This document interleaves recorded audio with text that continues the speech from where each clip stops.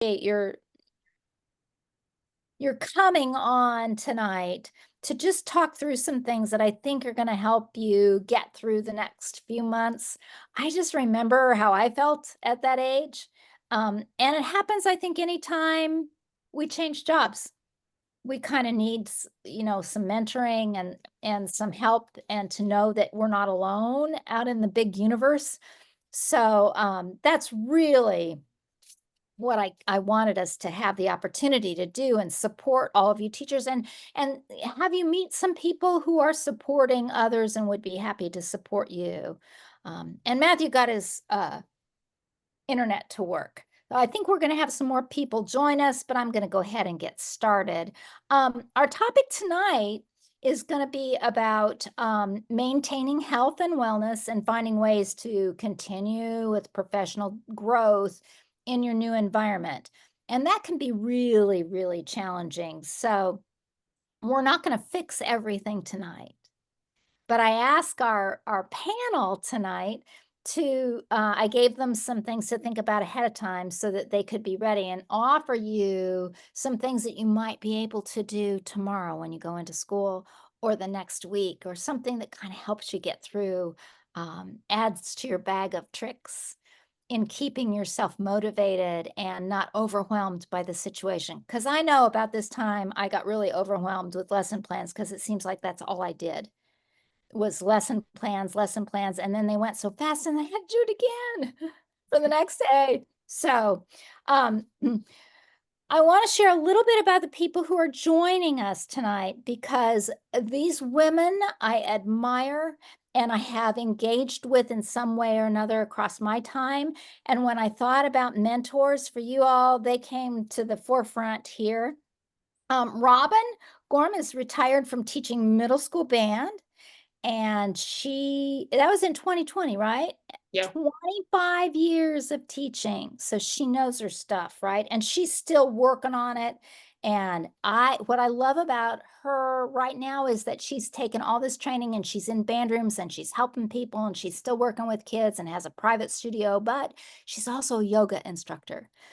And being a yoga enthusiast, she has developed a program for yoga for marching band, which I mean, that should be a thing. It just should be for everybody. So I'm really excited for her to talk to you. And I think that feeds well into our health and wellness discussion. And she knows how hard it is because she did it. And then Olivia Tucker, Olivia, right, wave at everybody. Yeah, is an assistant professor of instrumental music education at the University of Utah. And I'm telling you, I mean, yeah, she can do it all too, but she's youthful, and she's got a family. She's got she's a young mother. She knows what the stresses are for those of us in the field. And I think that's going to help a lot too. And then Chrissy, where'd you go? I find you on the screen. Yeah. Okay. Chrissy Weimer is the assistant professor of music education at the University of Northern Colorado. And her research, she is like a mentor to beat all mentors.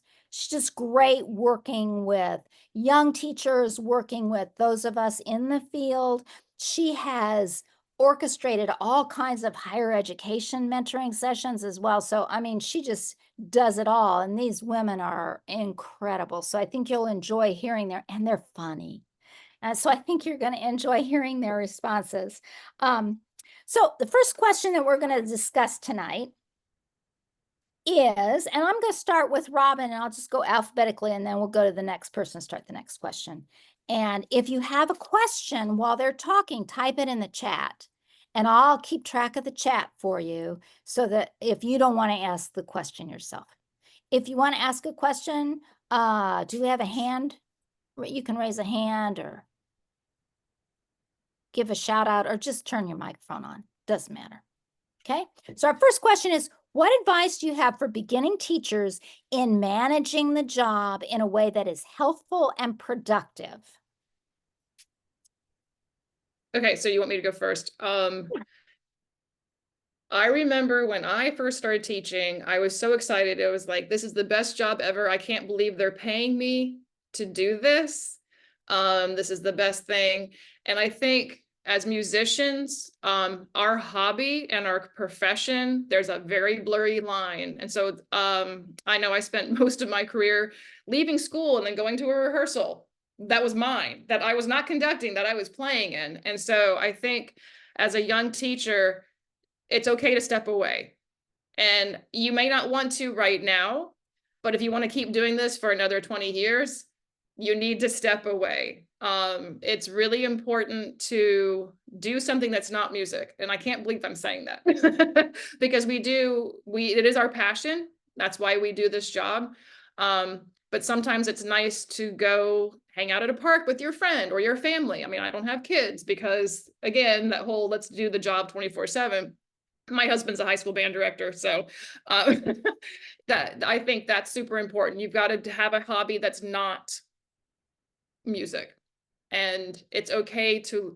I think probably, and you probably heard this before, at 3 o'clock or whatever time you can, leave the school, leave it there. Don't take it home. Don't take it home. So, next. Yeah, that's great advice. Olivia, you want to go next?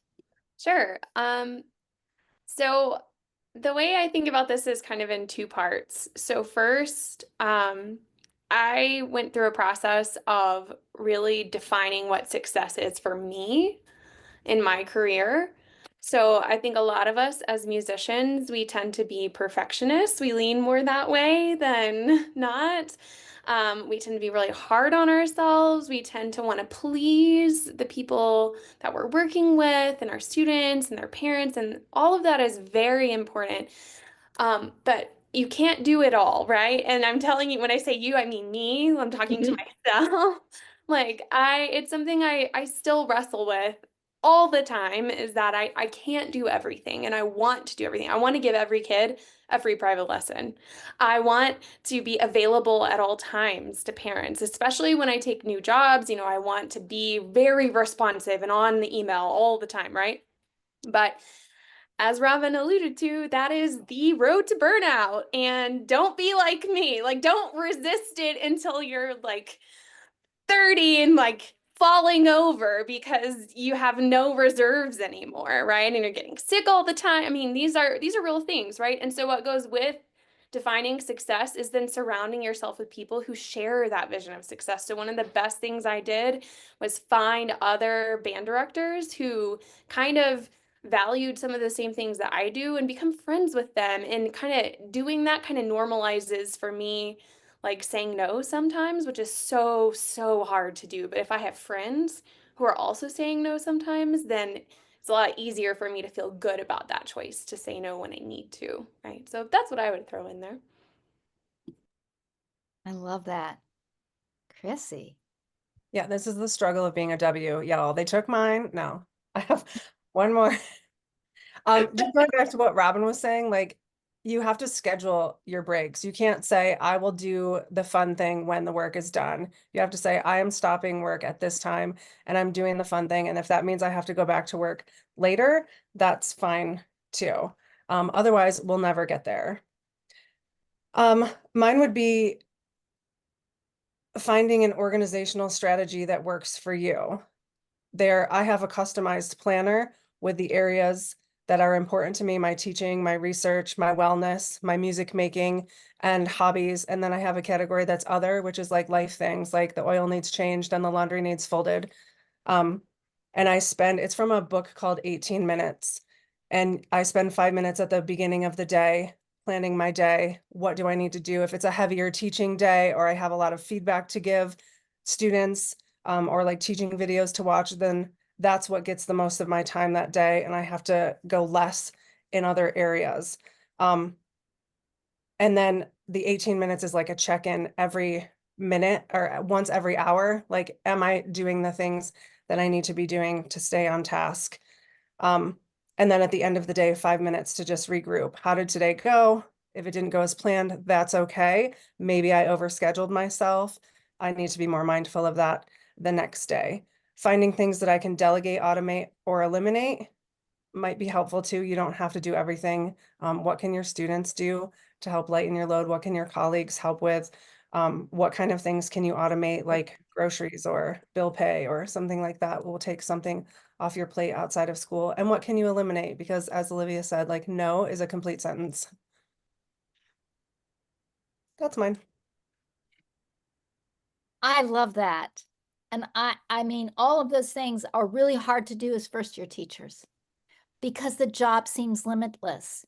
But I will tell you that I had, when I got my first high school teaching job, a gentleman came, he was a tuba player, and I didn't know what I was doing with tubas. So I had him come down to help me learn, and I watched him give lessons.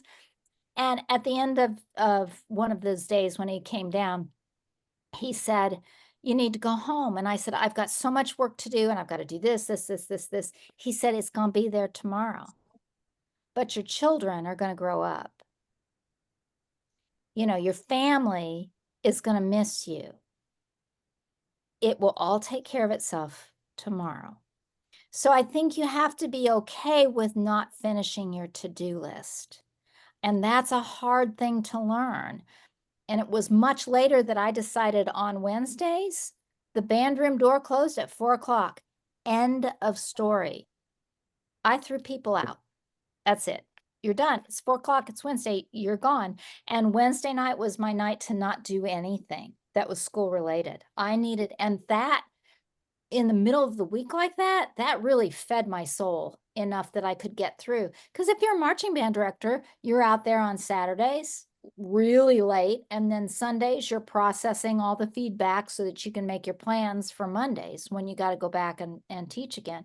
So your weekends are really taken up with what you're doing, and maybe you had a ball game on Friday night or Thursday night, you know, if it got moved.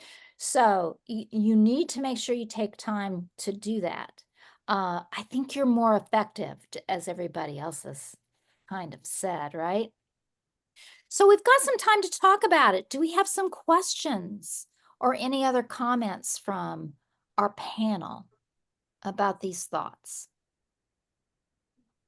One thing that's helped me, to learn to turn it off and like stop is to remember that sleeping helps your brain reboot. And so then you come back fresh the next day. And then what seems impossible at 4 p.m.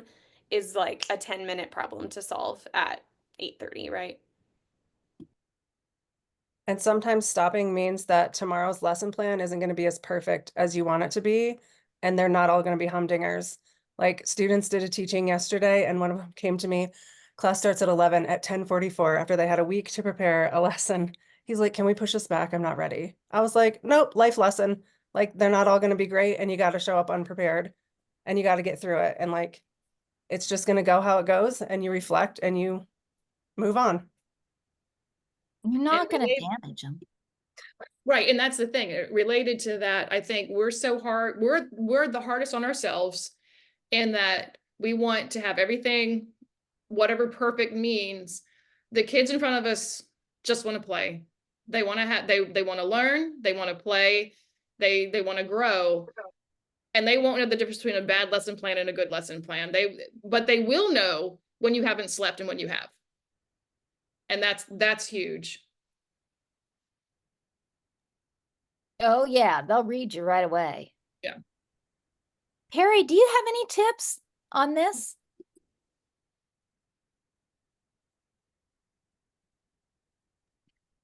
I think everybody in the panel nailed it. I know when I first started teaching, I failed. I was in the band room way too long. It consumed my life.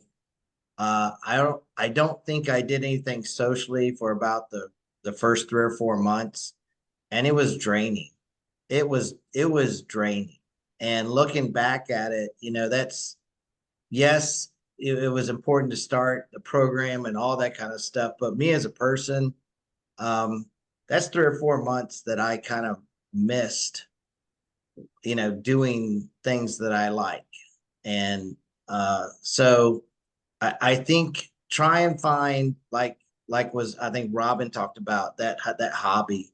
You know, I'm just echoing everything that everybody said. And I did want to say the book 18 Minutes. I did put a link to Amazon in the chat. So as that comes up, as you guys start doing resources, I'll kind of chime that in. But yeah, I wrote down you time. Make sure you have you time. And you think you don't have time to do that, but you don't not have time to do that. I mean, I think that's what everyone is saying, right? You can't really know yourself and be a good, we teach who we are, but we don't know who we are if we don't spend time with ourselves. And then every success and failure is magnified because we haven't taken the time to think, that's okay. You know what? We're going to go at it again tomorrow. So that's great. And Any you know, questions? you time can be doing something musically on with your instrument, playing in a community group, being involved in something that satisfies you. If you're doing a hot cross buns, you know, all day, and that's not feeding your musical soul, you know, go to something that's going to inspire you. Go to a live concert, go to, you know, things that you know, it's not just about, well, I like to fish, or I like to hike, or I like to bike.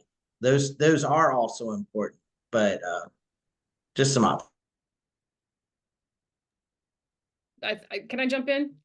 Please. And so I started the whole yoga thing, and when I say yoga, it's not the woo-woo, put your foot behind your head or anything like that. Maybe some of you do practice yoga. I started practicing yoga because I was running half marathons, because what else do you do when you're a middle school band director? So anyway, I just did it more from a fitness standpoint. It's like my knees hurt, my hips hurt. Maybe the yoga will help me. So I took it from a stretching standpoint. And yes, your body feels better after you've done stretching. We're going to put that to the side. The two things that helped me so much later in my career, because I was already getting really crispy at this point, and I wish I had done this earlier on, is that there's a yoga philosophy that there's several things. There is no yesterday, there's no past, there's no present. The only time is now. And then you see the thing always on, like, Pinterest, be here now. That's a legit thing. And when you finally embody, I'm just going to sit here and be here in this moment, it is so helpful to refill your cup. And then the idea of, there's another yoga philosophy that there is no wrong, there is no right.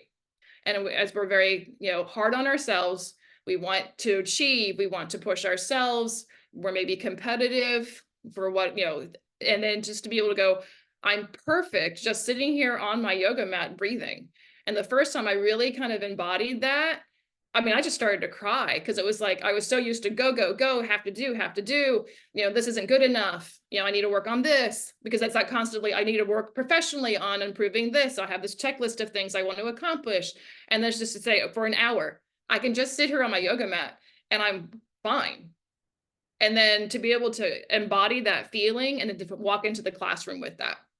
So the yoga philosophy of those two things was super, super helpful. The second part is more from a scientific standpoint, is the breathing.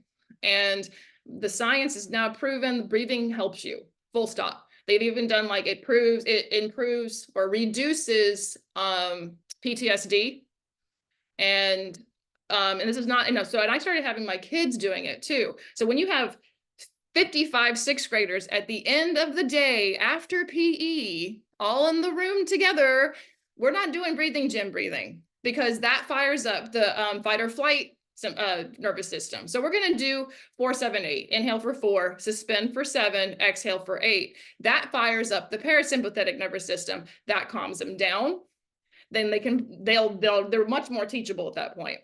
To the point now, I've done that with so many of my classes. I'll work with a high school band that has done it from me before. And they're like, can you lead us through 4, 7, 8? I'm like, y'all can do it on your own. But they like doing it. And they also will say, well, I'll do this before a calculus test too, because it calms them down. And having that skill as myself, because when I get tired or I get cranky or I get overwhelmed, I'll do some of the yoga breathing techniques, and also leading them through the kids. It's nice to be able to share that with the kids and see them center in and be more teachable and more receptive to everything. So and I really do think that if yoga is your thing, running, you know, whatever, cross stitch, you got to find the thing that takes you away from it. Just refill your cup, because then you always hear, you know, you can't pour from an empty cup, and it's so true. So that's my TED Talk. Any questions from you all about that? Because this really segues nicely into our next area of discussion. But if you think of anything, ask it.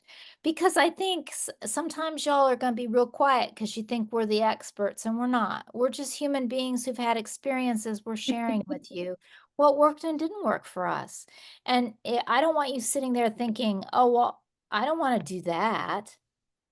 I mean, I started yoga because Dr. Thompson at Northwestern University thought I was a little, you know, high strung when I was studying conducting with her, and she just wanted me to calm the heck down. So that's why I started, and she wasn't wrong. She wasn't wrong. And that's, yeah, but it took me a lot of years to figure that out. So I wish somebody would have made some suggestions to me when I was your age about things that I might do. So our next question, and we'll start with Olivia. Based around teacher wellness, or what we might call putting your oxygen mask on first, which is what we've alluded to, what suggestions do you have for our new teachers to promote their own wellness and combat burnout, both in themselves and in their classrooms for their kids?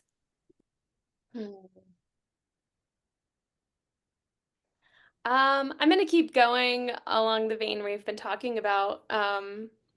But something that has really helped me is to, you know, I think so much about my students all the time, and I'm trying to, you know, serve them all the time. And learning to see myself as worthy of that much consideration, right? This has been really helpful.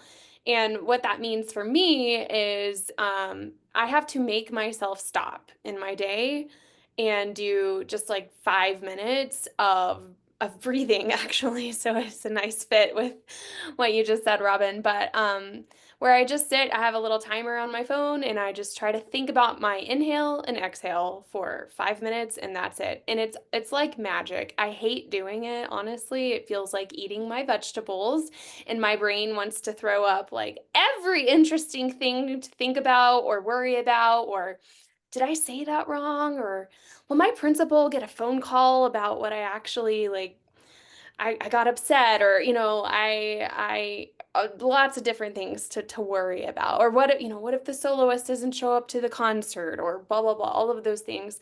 But just the 5 minutes is actually like, it is like eating vegetables for your brain. It's teaching yourself to choose what you think about. And I think that really helps, not to jump ahead in topics with classroom management, because we as humans tend to stick on the one or two things that are not going well, or the one or two kids that are throwing us off, right? And it really helps the child and the whole class to be able to make myself go, hey, that's one child. I'm going to start over again with them tomorrow and try again. But in the meantime, tonight, I'm going to remember the 10 other kids who learned the new note, or were able to match pitch, or were able to play in tune for, you know, a sustained amount of time for the first time, you know, in this rehearsal. So, I hate to just talk more about breathing and about that, but it's really helped me. And I think it's a kind of a concrete thing you can do like tomorrow, right? To kind of help yourself. I love that. Chrissy, what do you have to share with us? Breathing? No. Yes, but yes, and yes, and I incorporate mindfulness into my courses. Like, students do mindfulness activities with me. I teach an 8 a.m. They are sluggish. I am sluggish, so we do something energizing. We just switched instruments in brass class, so they did some breathing today. The room was kind of like messy when I came in. There was an ensemble rehearsal in the room. Usually it's clear, but there was an ensemble rehearsal. I was running a little bit late this morning, so I got in and I was like, ooh, like anxiety. I don't like the way the room is set up. And then my TA was like, why don't we just try it like this for today? And I was like, okay, I hate everything about this, but like, okay, I'm an open person. We'll try it in a very like what to me was a cluttered setup. And so the students came in and a few were like late and they kind of struggled like getting set up. And I was like, all right, let's just take a minute and we're gonna just do some deep breathing exercises. And then because we have new instruments now, I just had them set an intention for the instrument that they're playing. Maybe it was to spend, I don't know, some time outside of class on the instrument, unlike they did with the first one. But or to like work on their tone and just getting us centered. Sometimes I'll just do like a quick body scan with them, head to toe, finding yourself in your chair. If they come in after a few classes, we just take some moments to get settled. Sometimes I'll turn on a YouTube video that has like an expanding, like the breathing ball thing, and just let them like watch it for a second and do it with that. We do like some stretches, gentle stretches to get like ourselves together. And sometimes, I mean, it helps me too. And honestly, like sometimes I go in because I need it more than they do. And I'm like, all right, we're breathing today, or we're stretching today. Also, I'm not a morning person at all, but getting up and starting my day with meditation is very important to me to get myself in the right mindset for the day. I use Insight Timer. Shameless. I don't like have any stake in this, but it's my favorite meditation app. There are lots of them. Find one that you enjoy. But I like it because I can choose a guided meditation for whatever I'm feeling that day. If I need calm, I can turn on a calm one. If I'm feeling like a little bit disempowered, I can put on some mantras that help me find my power again, or build my confidence. And then I start with some stretching. But I have like chronic illness, so that's important to me to get my body like going during the day. And it really is helpful. Habit trackers are helpful. If you need help like building a habit, you can use them on your phone, you can use them on paper. It's fun to color in your little like days and see how long your little mindful streak or whatever can go. So breathing and movement, incorporating movement into your day in some way, whether that's a walk around the building at lunch, a walk with your dog. Mine's back here. Yeah, I love I that. Go love the ahead, fact Robin. that, oh, sorry, I love the fact that Christy talked about movement. I have the whole philosophy now that as musicians, we are small muscle athletes. And if you think about everything it takes to play an instrument, it's just small muscle. And you don't expect football players to go out there and play without doing any kind of warming up. So stretching before you play, whether it's marching band or fancy band, sit down band, stretching the sides so that the lungs can expand, stretching the neck, stretching the fingertips, the forearms. Our percussionists do this. Why not our brass players? Because it feels really good. And if the body's relaxed, it's going to produce a relaxed sound. And that's what we want anyway. So that's a little tangent, but I think the fact that we also take that moment, and mindfulness is just paying attention, coming back to like what I was talking about earlier, what's going on in this moment right now. And as Olivia said, they're going to hate it. It's like eating vegetables, but once they realize how important it is to help them and you, it pays off huge dividends. So that's really cool that you guys both thought that too. And also, I think I like the fact that Chrissy puts in her planner or has her planner organized where she has work stuff, personal stuff. And I think it's really good to go, okay, what have I done for me today? What have I done for me today? And we need to do that because I'm a to-do person. I have a gigantic to-do list, but there's still, you need to take that 2 seconds to go, what have I done for me? Yeah. Now, you all are right at the beginning. Dale, I know that you've struggled a little bit with some of this, right? What have you found some things, or do you have any questions or something you might add to the conversation? Because I know we've kind of talked about it. Can you hear me? Yes, okay. So well, currently right now I am teaching strings, not band. So it's as a band person, it's been very difficult. But it's definitely been very interesting and educational for me to be learning with my students.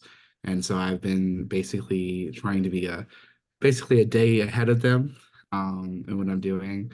And the one thing that I've noticed the most is, which has been said, is leaving the work at work. And it's been really hard for me to do that because, I'm trying to figure out, okay, well, how am I going to teach these kids how to play string instruments if I'm not as comfortable doing it as I am with band instruments? So I'm trying to find a healthy balance with that. But it's been getting better as the days have been going on. But it's been stressful. Yeah. Anybody else have something they want to add to that? Especially like Crystal, this is your second year. I really like to listen to podcasts, especially the After Sectionals podcast with Darcy Williams from Texas. Something she talked about that I really liked was designing your day to include some of the things that you like to do during the summer. So you're not just waiting during 10 months, like, oh, I can't wait till I do that again. So finding time to do those things. And also listening to those podcasts, I feel like helps too with stress because as I'm driving to work, it feels like I'm having like a conversation with my friends. And being the only band person or music person at a school is very lonely. So having that like kind of connection is motivates me to keep going with the day. Yeah. Anybody else have anything to add? I will. Go ahead. Oh, I just want to affirm, Dale, what you're saying. I mean, you're teaching something that is different than maybe your direct preparation, private lesson wise and stuff in college. And I have found it helpful to say, for this time period, I'm going to be really focusing on work, right? But then setting a time limit on it, right? And I think, we can't always be balanced, right? I think it's more of like, I'm going to hold this ball in the air over here, and then a few weeks later, I got to return to this, or right now I must do laundry or I will have no clothes to wear. Like there are certainly seasons where we do have to lean in that way. And I think your first year of teaching is definitely one of them. But I think being able to come back from that is a skill to work on, and say like, okay, December 15th, I'm done. Like I'm not going to touch work for 2 weeks, right? At least minimum. It's something like that. I wanted to also affirm, Dale, thank you for sharing that. It's okay. It's okay to not know. I think we need to be more comfortable with the uncomfortable. It's okay to learn with your students, and it's okay to let your students lead you. I know that as a novice teacher, I was just so like beyond imposter syndrome, like so fearful and insecure that people would think like, how did this person get a degree? And like, how did this person make it out of music school? And I think that's like common with novice teachers. Like we just spent our whole life doing this and we want so much to be just like this amazing teacher. And you are an amazing teacher, even with all your imperfections and all your not knowings. There's time to learn. And I'll be the last one to piggyback on all of that. I'd always tell my student teachers, your goal, your win, if it's a successful first year, survive.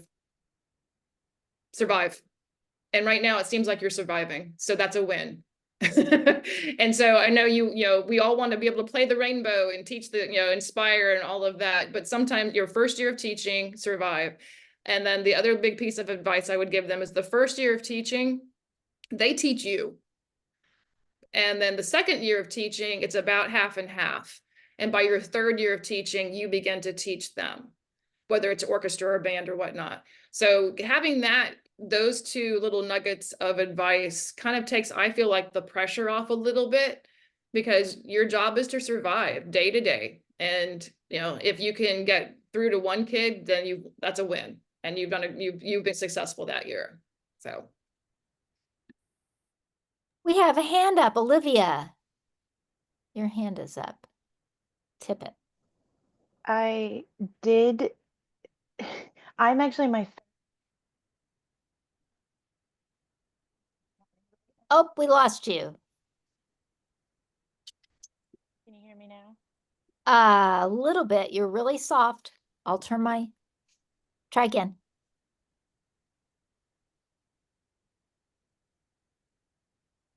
Oh no, we can't hear her. Oh no. I changed my microphone. Is that better? That's great. Yes, go ahead. So I'm in my 3.5 year of teaching now. And what Ms. Robin was saying about surviving can wholeheartedly confirm. I think back to the first semester in January of 21. I don't have a clue what I was doing at all. And that was mostly general music, and it was split between 2 schools. So now I have band, choir, and general music. And only now do I feel like I'm starting to hit a groove.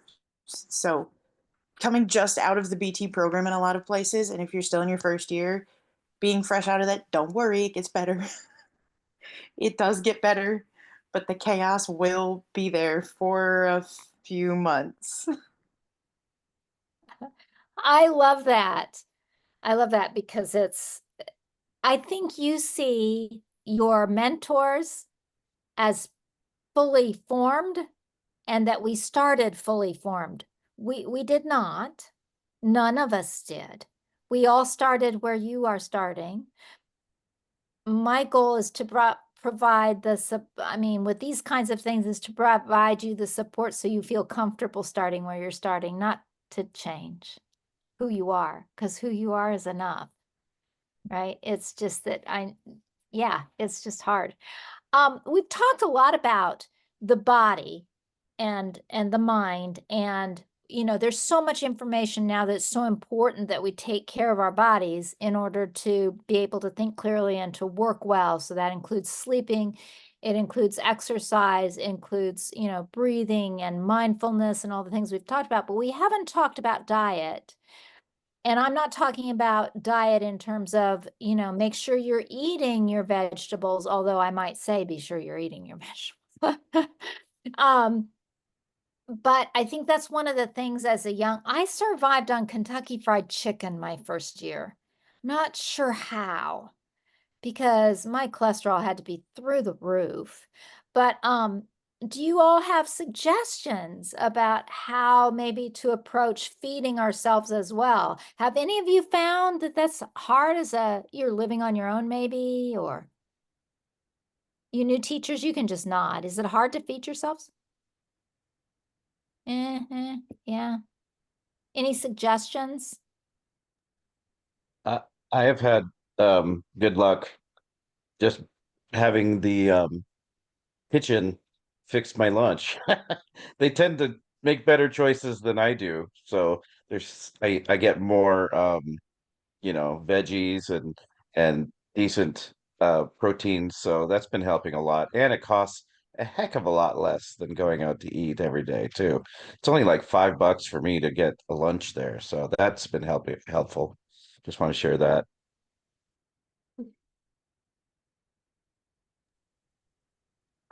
I've started just shamelessly eating when I need to. I mean, if we have a sectional during breakfast time, I'm gonna eat in my car on the way there. I'm gonna fit in a power bar in passing period.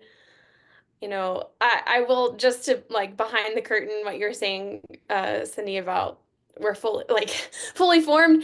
There were definitely times that I was like a hot mess in school band directing and would bring like real plates and frozen burritos and heat them up and just leave the plate sitting around, and then there'd be an ant problem. So you're not alone in whatever struggle it is. Like, we've all had those moments.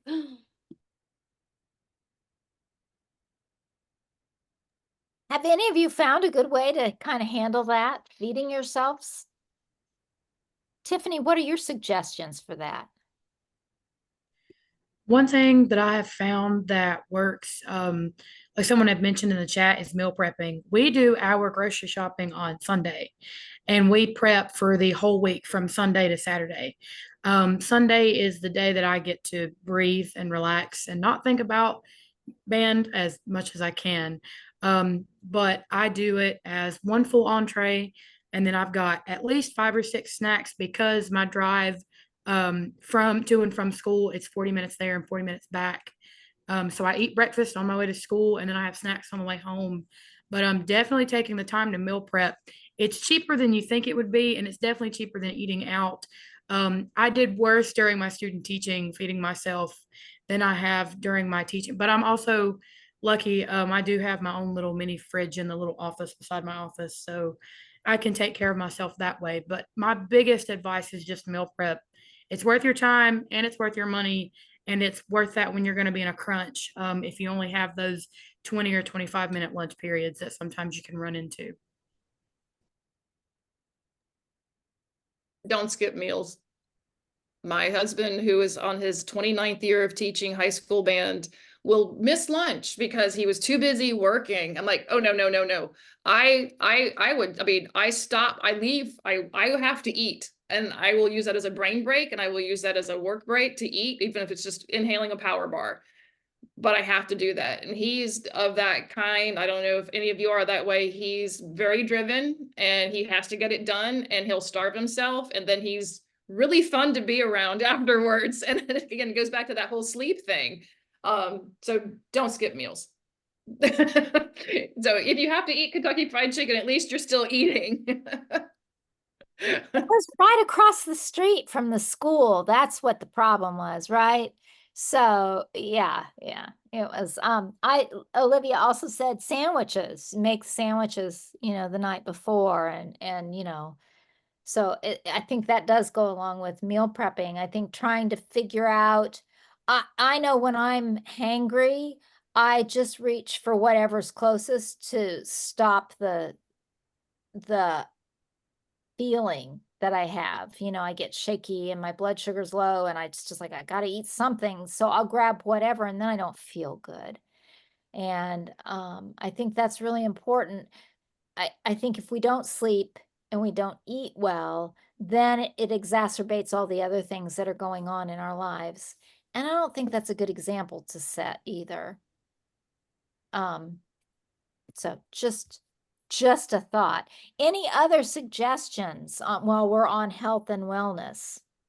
I do a lot, like, I don't like cooking. My partner likes cooking, but I don't. So I have a lot of prepackaged foods or things I can grab quickly, like nuts and dried fruit. Like I can grab that quickly, or like a single serve yogurt, or a Cliff Bar, or something that I can just take with me. And then we always have a crock pot of black beans and rice ready to go. Rice, black beans, and avocado, full meal. I collect Taco Bell sauce packets and like use them at home. I have a whole bag full of them. Don't tell. Do you follow that guy is he on YouTube that does everything with the packets? No, it was on something else. It's on something else.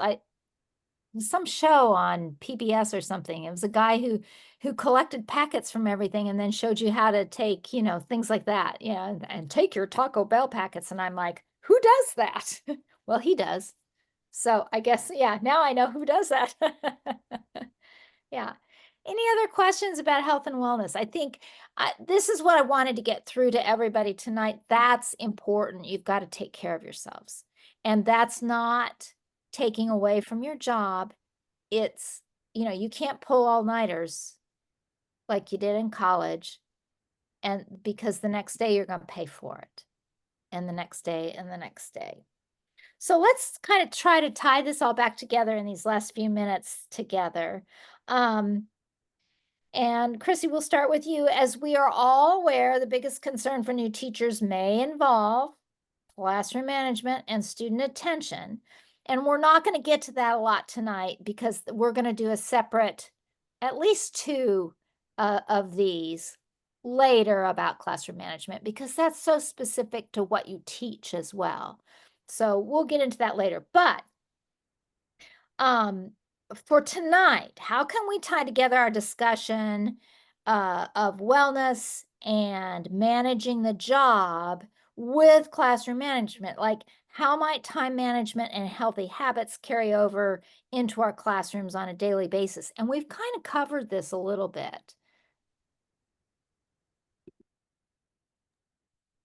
So two things for me, like SEL, like relate to your students. They're tiny human beings who want to be well too.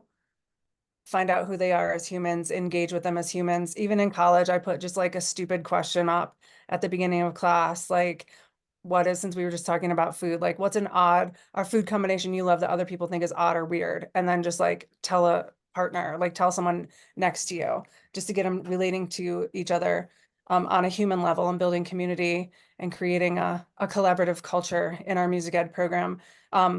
As they're coming in the door, greet them, hey, great shirt, or whatever, like how was that math test or whatever, anything, and then having clear, consistent expectations so students know what is going to happen in your classroom when, from the time they come in to the time they leave. They see an organized space, they see a structured classroom with, rehearsal order on the board and things put away so they have a safe, clean space to learn. They see you're prepared, things like that. Robin. Well, I was thinking from back to the health and wellness and the eating, I was still thinking about that. There were a few times where I would have like a PLT during lunch and I couldn't get my lunch or whatever. And the next class coming in, hey guys, I had a meeting during lunch. I'm going to eat this banana while you guys are unpacking. And they're like, yeah, do it. So I think our kids are a little bit more resilient when it comes to, if you already have obviously, procedures, there are certain classes I definitely wouldn't have done that with. But if you're a human and you tell them, hey, I didn't get a chance to eat my lunch because I had a meeting or I had a parent phone call or whatever, they're like, yeah, well, you do you, because they want you to be healthy and happy as well. So I think we sometimes forget it is a two-way street. We care so much about them and we want to make sure that they're okay. They want to make sure we're okay as well. And if we have to say, it's okay, I just need to eat this real quick, or I didn't sleep last night because my fence was on fire, which true story. And my kids, they want to know the story. They wanted to hear it. And I was like, so I'm really tired. I'm really sorry. And they're like, that's okay. It's a cute story. I'm like, sure. And then we just went on with class. So I think that's probably how I think you can relate and keep things going in the classroom for that.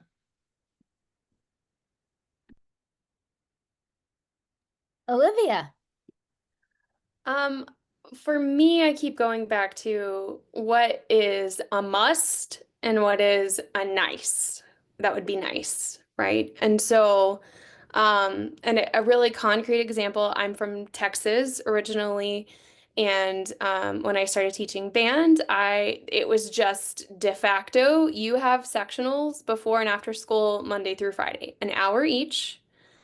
And that meant that I was working for 9 hours of a day of teaching, right? That didn't really include my planning, responding to email, submitting grades, catching up on IEPs, things that are really necessary for the job. And so I think asking some hard questions about workload and what's fair, because I was not compensated any extra for those extra 10 hours of work I did.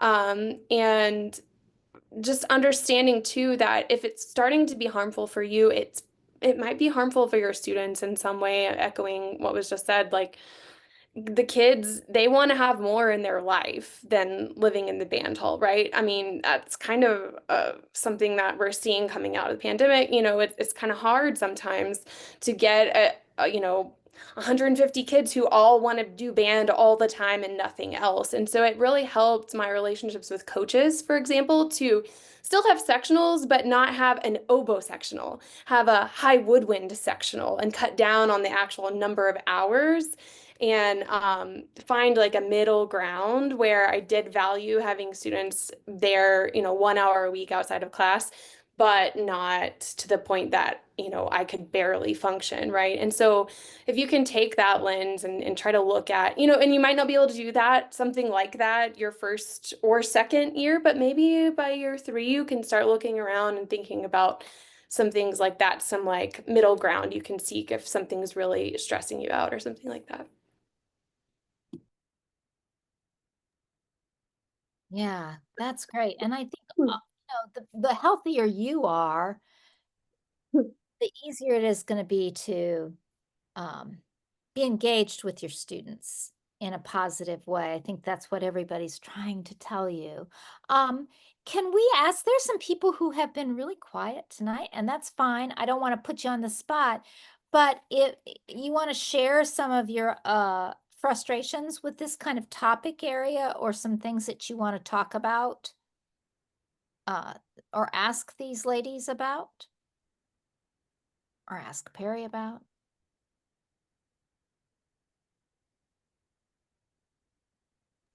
Mind if I speak? Please. All right. So I have a lot of 8th graders that are like, they were put into band. They didn't sign up for it. We don't have many electives at Coates-Irwin. So a lot of them were put into band, and a lot of them really don't like to engage or participate. I'm trying to find a lot of music for them. A lot of them, there's bass guitars in the class and stuff. I have no idea how to play guitar. But how do you catch them, or like what, just a general advice on that?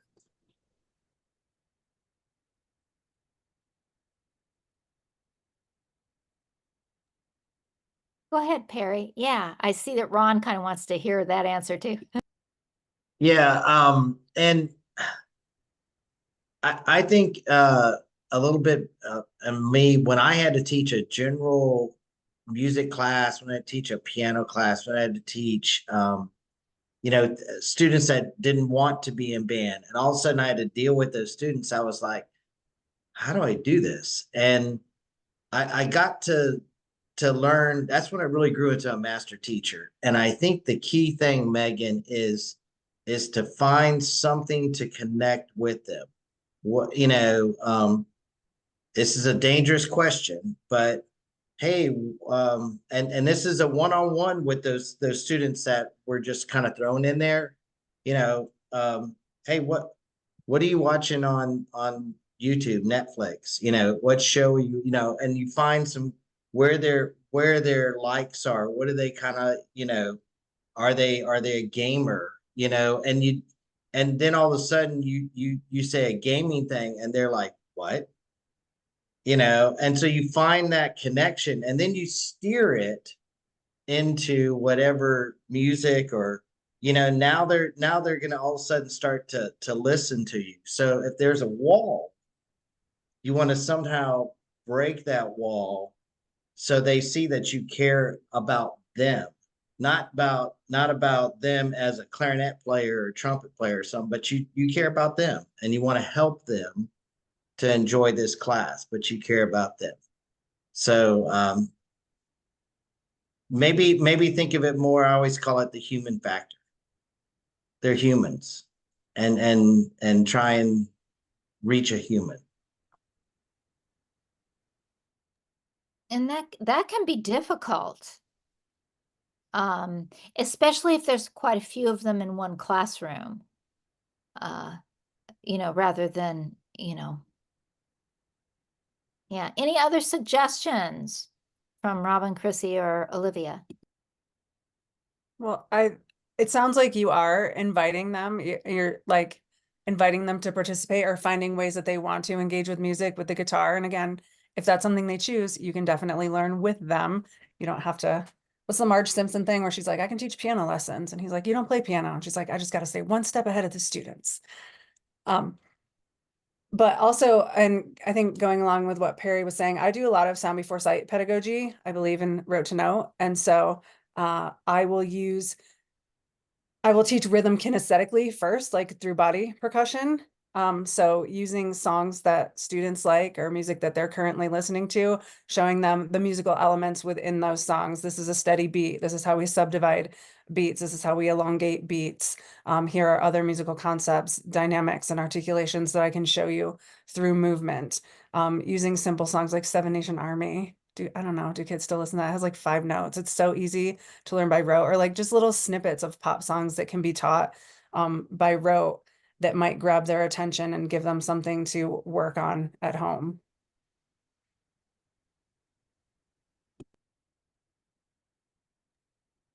Is it, Megan, is it more of a classroom management issue, or is it a musical issue, or is it just trying to figure out how to get them all in the same direction issue? It's kind of an energy issue, I would say. Like they come in and I mean, I've asked them like, hey, what kind of music do you guys listen to? And then they give me like Ice Spice, and I'm like, I have no idea who that is. So I'll go on JW Pepper, I'll look for like pop music, and I'm like I don't know if they'll like this stuff. Like, so I'll ask them. I'll get their feedback. It's very feedback based on that at that point. I mean, you're doing all the right things. It just isn't, there's no magic wand. And unfortunately, I think when we get in those situations, we think, oh, it must be me. I'm doing something wrong. And so then you just keep, trying to add things to the mix, where if you'll just stay the course for a little while, you'll start to make those inroads. And I think you'll really find that they're going to come around. I remember a little boy I took over a 6th grade general music class. A long story, but anyway, I had 6th grade general music class, and I had a little boy in there that was just, excuse my French, he was hell on wheels. I had never had a student like that before in my life. I went to the office and asked some questions of the counselor about this kid, found out his parents were both the drug addicts. His father was in prison. He was living with his grandmother, his grandparents, and he had been bounced from home to home to home to home. And so there was no structure to his life. There was, it was a mess. And it took all semester, but like by the end of the semester, he was the first one in the classroom talking to me at the beginning of the day. And, it was a general music class, so I did a lot of things very differently than you would in a band classroom, but not that you shouldn't do those in a band classroom. I'm just saying it was a different class. But I felt like a failure with that kid most of the semester. I really did, until the very end. And then it was like, oh, I guess I got through. Now, I won't say that he was an angel ever, but he was there and he was learning. And yeah, and I kept telling myself, someone loves this child, but he would misbehave, so I do understand what you're saying, but it sounds to me like you're doing all the right things. So stay the course. Anybody else have suggestions for Megan? I mean, how many of you have had that kind of situation? Raise your hand. Yeah, it can be tough. And sometimes they quit on you. If it's an elective, they'll quit. And there's not much you can do about that in the moment.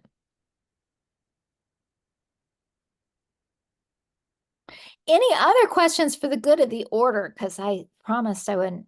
Some of you have been really quiet. I wrote to y'all and told you could ask anything of any of us. If you think of things later on and you want to talk to any of our guests individually, please let me know, because I will put you in touch with them. You can just, write to me and I will send them that way. Do you all have mentors that you're working with? Like specific to your area? No, Ron, you're not. Kayla, you're not. Everybody else has one? Kendall, do you have one? Yeah, okay, good. I don't have that. Yeah. Just okay. I don't know how many of you are in North Carolina. In North Carolina, they assign you somebody else in the building to be your mentor teacher, and they know nothing about music. That's always fun. Those teachers are actually really helpful on, student management, navigating the school, that kind of thing. Make friends with, even if the mentor, the other band directors in your county. I'm old. When I started teaching, the internet did not exist. And so it was pick up the phone and call your friends, So you guys have the advantage of, we're a lot more connected now. Excuse me. So reach out to your college buddies. That's actually what we did. The other first year teachers that would, excuse me, that did their student teaching with the same year I did, we would call each other and go, oh my God, I had this day and this happened, help me out. oh, I had this happen too, and I tried this and this worked. So even if it's not an older mentor, that's fine. Just someone else to talk your issues and questions through, be it in your county, but also, like I said, the building mentor would be helpful to a point. Yeah, Tiffany, that's great. Yeah, I think if you have good, strong mentors in your area, that's great. If you need a mentor or feel like you want support for specific things, if you'll get a hold of me, I can pass that on and get you set up with somebody who can really help you, who is close, who can come in and see you and give you the support that you need. Sometimes you just need to talk to somebody for 5 or 10 minutes, and that's okay. There's no shame in it. We all have, I mean, I've had mentors to this day. I still have people that I call and trust, and I think that's important. I want to thank our guests before we get too far away. Let's thank Ms. Gorham, Dr. Tucker, Dr. Weimer for their knowledge and expertise and giving of their time tonight. So great. Yeah. And I want to thank Fuller's Music, Carrie Ditch. Thank you so much for helping me put this together. And then I called Philip Riggs because I had an emergency appendectomy last week. And I said, help. I don't want to cancel this. Can you, if I don't make it back to North Carolina in time, will you take over? So he did, of course, and I was in touch with him and Perry today. So thank them both for that. Make sure if you're in North Carolina or any other state, sign up for your MEA, the NCMEA conference. And I think that's really important, that professional development that you can get there, partly because you're with other music teachers and that's where you were in college, right? And now you're all alone. And it's hard. That was the hardest thing for me, was just feeling like I lost my cohort. My gang wasn't there. Everybody's far away and super busy. So that's really going to help, and you can make some new connections.